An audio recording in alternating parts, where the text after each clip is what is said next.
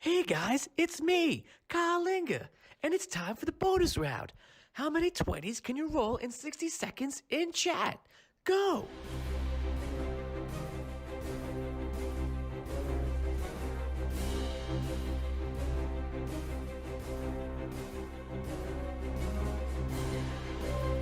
Keep going!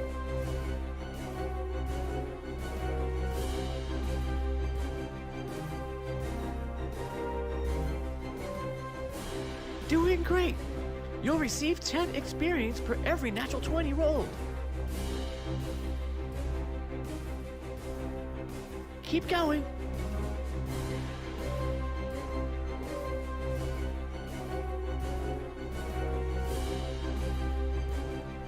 Five seconds.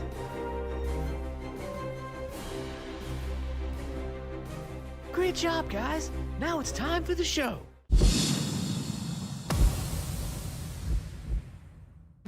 In a world where 7 people will play a game like never before.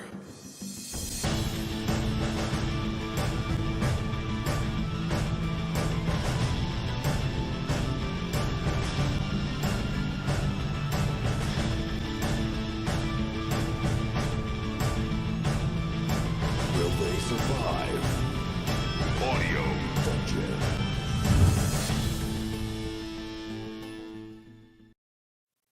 Hey guys, and welcome to Audio Dungeon. I am your host and DM Tony Hansen, joined by the rest of the Audio Dungeon crew: Rob Spataro, Dan Isgrove, Damian Scrow, Brooke Armstrong, Vinny Pro, Thomas Kokoza, and we are excited because this is our new show. If you're not aware of it, it is Arcane City, and this is episode 3 of season 1.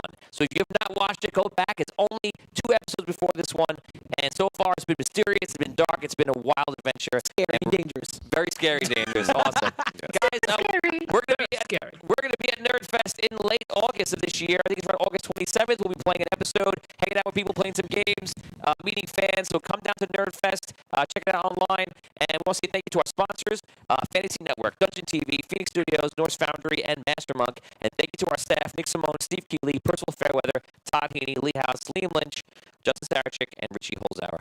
Guys, please like and heart this video.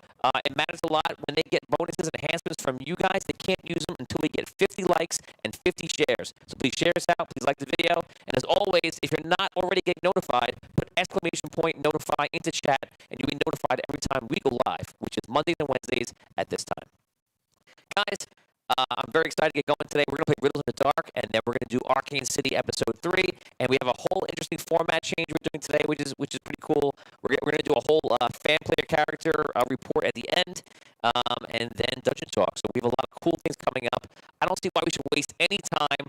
Let us get right into one of our most mysterious games, headed by Tom Kokoza, called Riddles in the Dark.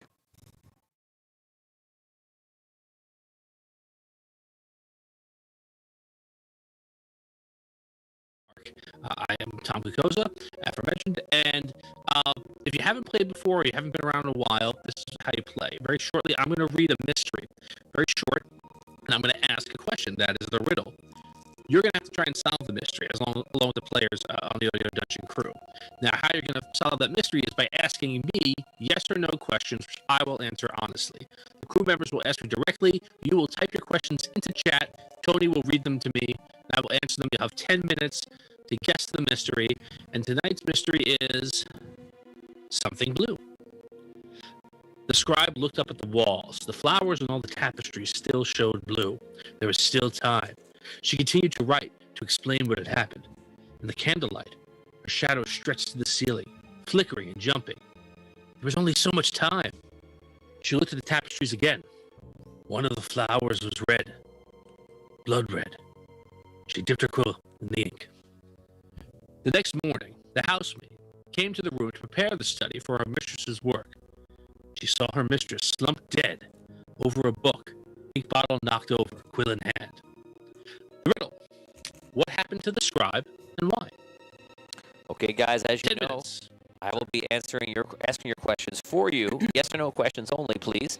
And sometimes Tom likes to say yes and waits a long time and says no. So get that answer. We'll see how it goes. Ask you questions now, guys.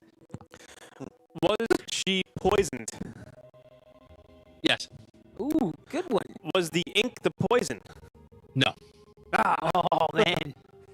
I was like, is he gonna get it right now? 30 That would be a first. Like, 2 questions and done. The red that she saw on the wall, was that her blood? It was not her blood. Okay. Was it someone else's blood? It was not someone else's blood. Was it blood? Well, Well, Did it represent blood?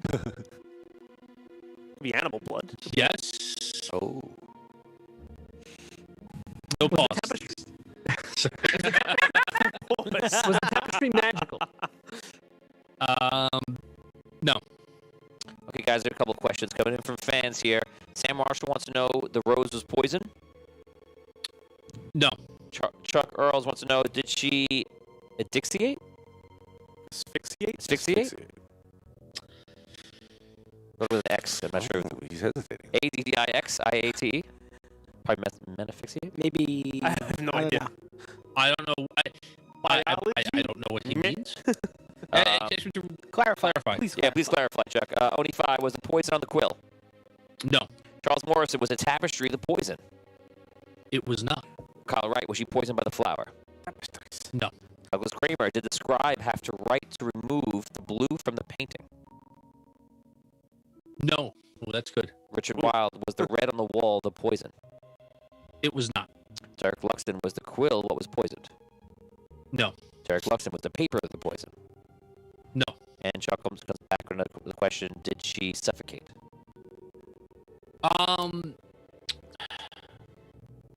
Yeah. Nick Lurkin says, was there poison on parchment? No. Did she choke on her words? Oh, Wow, Rob. Ooh. Yeah. Yes and no. Ah. That's like a very Did Tom, she Tom answer. ingest poison? Yeah. Through her mouth. Yes. that's a The good question. candle Was it- poison. Anthony Gradney wants to know, was Carl Linger involved? Yes. Whoa, yes. Candle, stop, the stop, candle was poison. The candle was Yeah. poison. Did she breathe in the poison? In that, I'm sorry, Dan. I didn't mean to cut you off. I thought you were. No. I'm just cheering at your good question. Tom? All right. So the candles were poisoned. That is part of what you need to figure out. Right? So again, the riddle is what happened to the scribe and why. The words The she was, candles were poisoned. was she writing inflammatory things, condemning others? Yes. So she breathed in the poison from the candle? She did.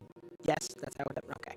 Yes. Just Scribe was- clarifying. So a scribe was talking about somebody of importance, and that person got the candles to her some sort of way, and then she used it and died. So now, Yes. so now the question is, I guess, why? Yeah, or who was the person that killed her?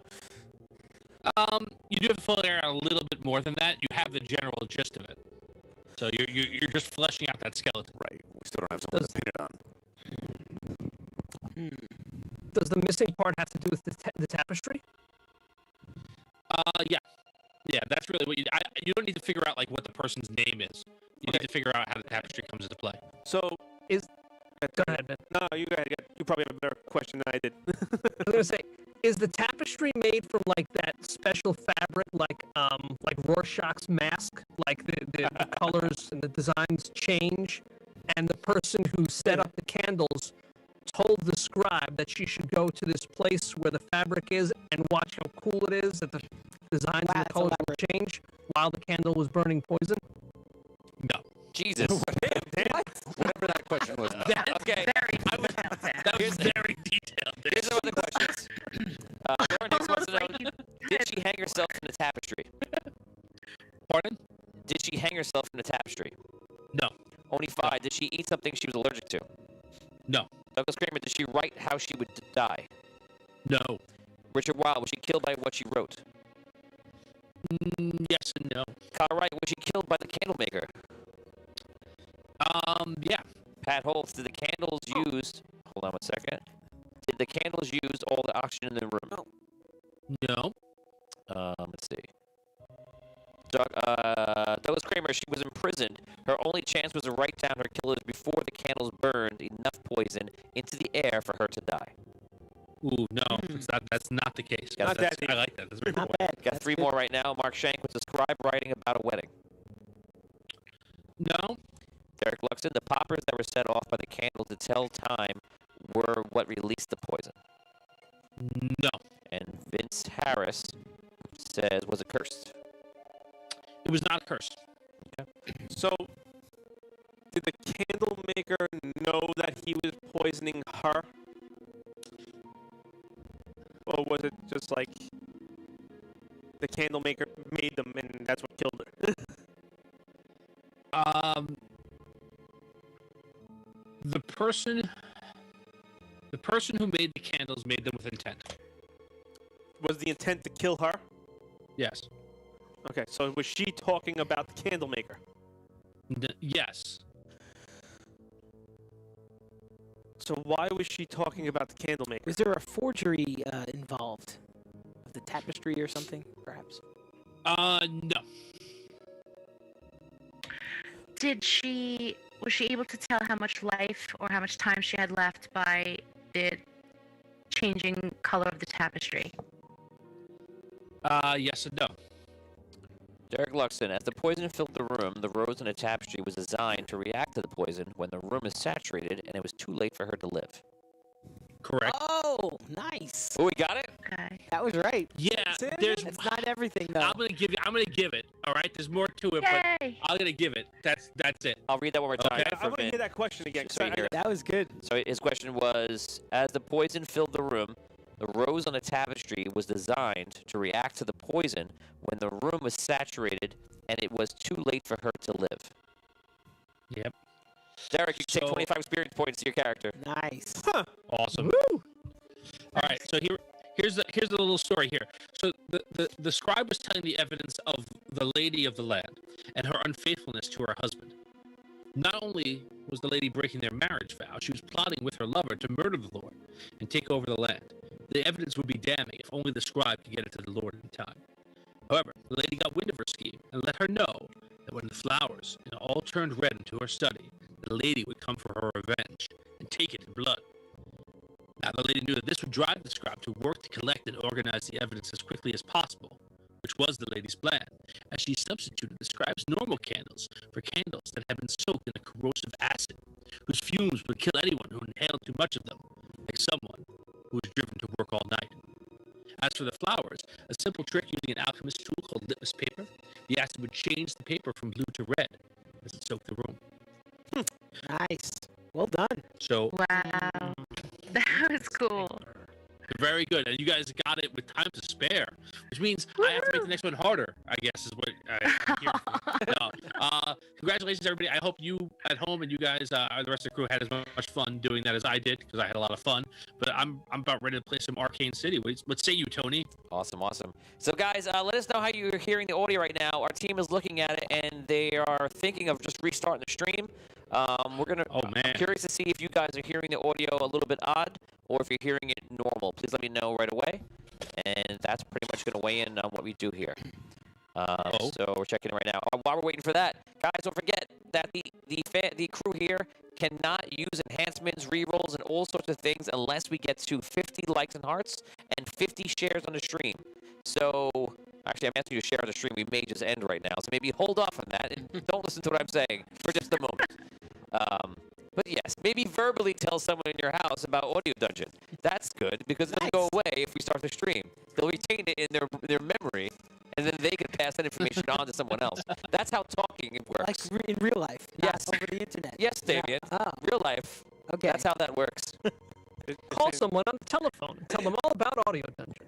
I put all these pictures on my wall. That's not how this works. I love those commercials, man. They are some of the best commercials.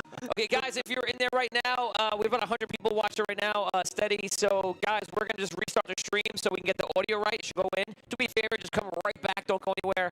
We hate restarting it, but it's better we do it now instead of later when it's just real choppy. So, We'll be right back. without further ado, we'll be right back. That's for Riddles in the Dark. We'll see you for Arcade City in just a moment.